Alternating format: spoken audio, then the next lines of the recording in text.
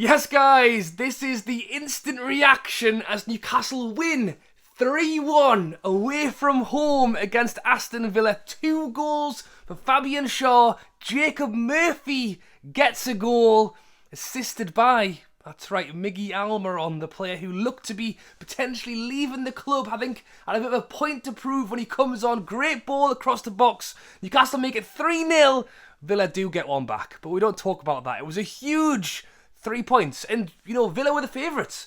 Villa are the side that I think haven't lost at home in almost a year or something. They've had a fantastic season, but that win puts Newcastle 7th, and we are very much within a chance of having a good second half of the season, getting some European football. Eddie Howe said at the start of this game that he does not believe that we are weak in our lineup. We are not weak in our lineup. He said we are weak in the number of players we have available. And that's the thing with this game.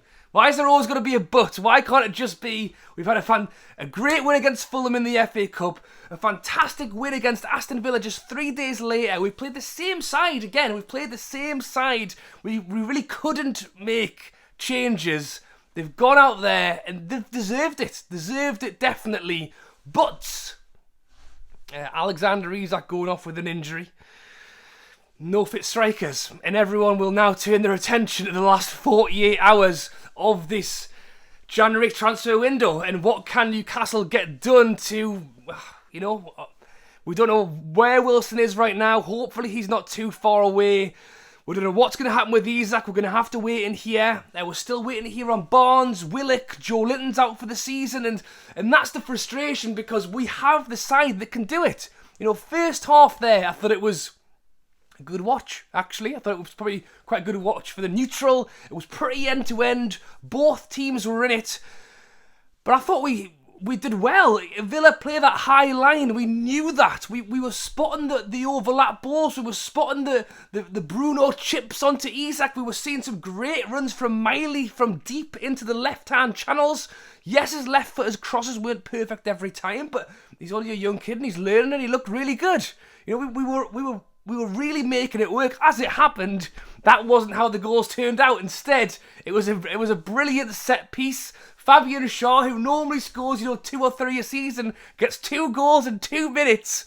The cross comes in, great eye on the ball, drop in, gets his foot on it, puts it in the bottom corner, and then literally moments later, another set piece lands to Gordon on the edge. Great strike, it's a bit of a deflection up onto the bar.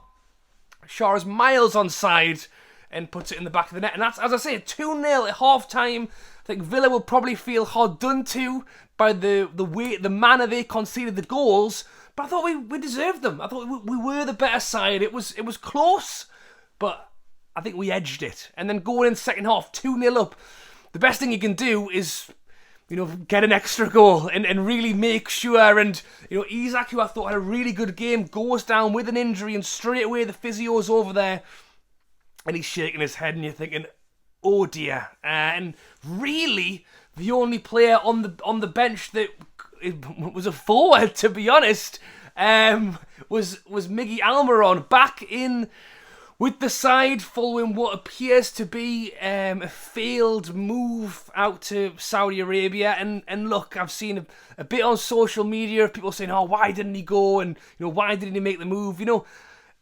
At the end of the day, Miggy will do what's best for him. And I would suggest that, I think Miggy was probably open to the move.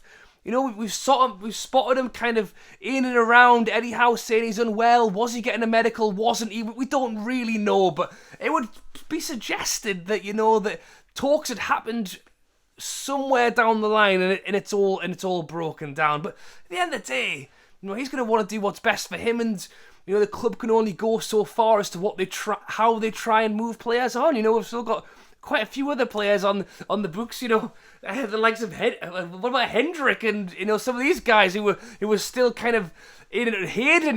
What's going on with these people? Miggy's a player who's been in the first team, and we saw him come on, and I've no doubt Eddie Howe might have given him a little bit of a whisper in his ear as he entered the pitch and say, go on lad, show them what you can do. And I tell you what Miggy can do is cross it when on his left foot when he's actually on the left.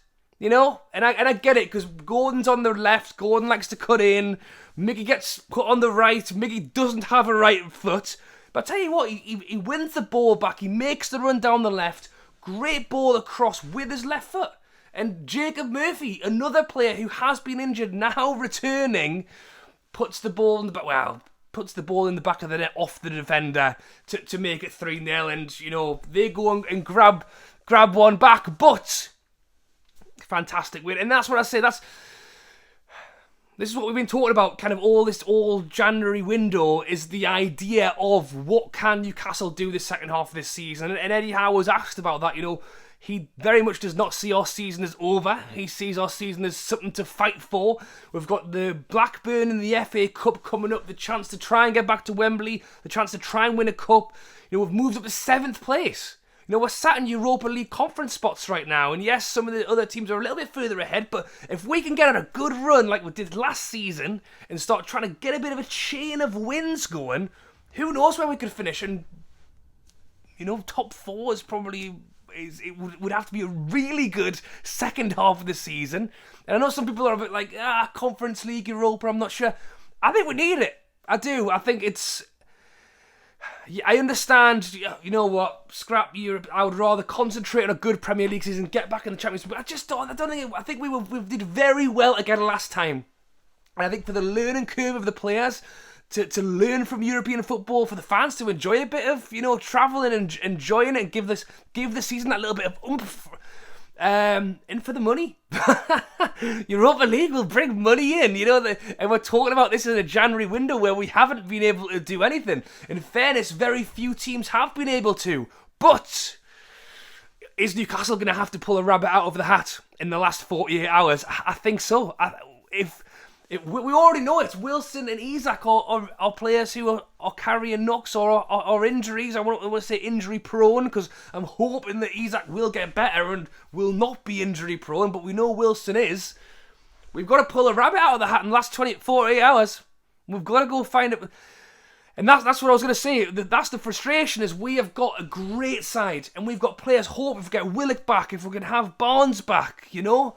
If Isaac can stay fit, if Wilson can stay fit, if we can find one player in the last 48 hours just to really get the numbers behind us, we can go. And I'm not saying we can't do it the second half of this season anyway. I think we will push and we will push and we will push. But to win a game like that at the weekend against Fulham, to go 2 days later and do it against Aston Villa, who have been incredible this season, especially at home. What could Newcastle do if we had that little bit of extra help? And, you know, I think it will be a rabbit out of the hat. I think Newcastle will struggle to get it. Realistically, I think we've all kind of gone, it's not really happening. But now with that Isaac injury, you know, people are going to be looking around and going, you know, let's find the loan. Let's do something. You let me know your thoughts on the big Villa win down below. How can Newcastle get on in the second half of the season? Can we have that push for cup glory and European football? You let me know down in the comments below. Thank you for watching, guys. As always, drop a like, subscribe if you haven't already. Plenty of Newcastle videos on the channel, as always. I'd love to be on reporting tomorrow. Or it's the 1st of February, 11 p.m. So it is 2 days. It's not just tomorrow. There is 2 days to try and see something happen. We will wait and see. And then I will be at the game against Luton at the weekend as well, and hopefully that will be another win. Thank you for watching, guys. Drop a like, subscribe if you haven't already, and I'll catch you later.